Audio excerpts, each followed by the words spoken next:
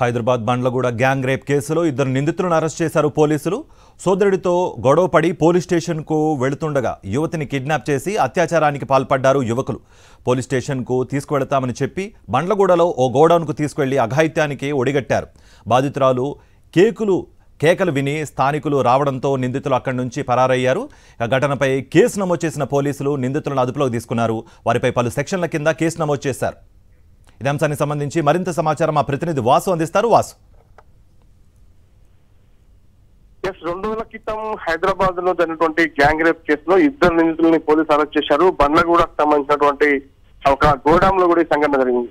అయితే సూర్యాపేట నుంచి హైదరాబాద్ చేరినటువంటి ఒక యువతి బస్ కోసం వెయిట్ చేస్తున్న నేపథ్యంలో కూడా ఇంట్లో గొడవ జరిగి హైదరాబాద్ వచ్చిన నేపథ్యంలో కూడా నిన్ను పోలీస్ స్టేషన్ తీసుకెళ్తామంటూ కూడా ఇద్దరు యువకులు మాయమాటలు చెప్పి ఆమెను తమ వాహనంపై బండ్లగూడ వైపు తీసుకెళ్లారు. అక్కడ ఒక గోడాన్ లో బంధించి అత్యాచారం చేశారు. ఆమె కేకలతో కూడా స్థానికులు రావడంతో అక్కడి నుంచి పారిపోయారు.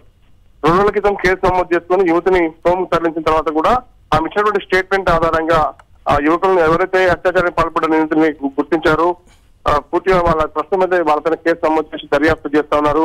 యువతి స్టేట్మెంట్ ఆధారంగా నిందితులను గుర్తించి వాళ్ళపైన రేప్ కేసుతో పాటు ఇతర కేసులు నమోదు చేస్తామని కూడా పోలీసు చెప్తా ఉన్నారు. మొత్తంగా ఎట్టకేలకు 2 రోజుల క్రితం హైదరాబాద్ లో సంచలనం రేపేటువంటి గ్యాంగ్ రేప్ కేసు ఎట్టకేలకైతే ఇద్దరిని పోలీసులు అరెస్ట్ చేశారు. వాళ్ళు మరి కాసేపట్లో రిమాండ్ తరలించబోతా ఉన్నారు.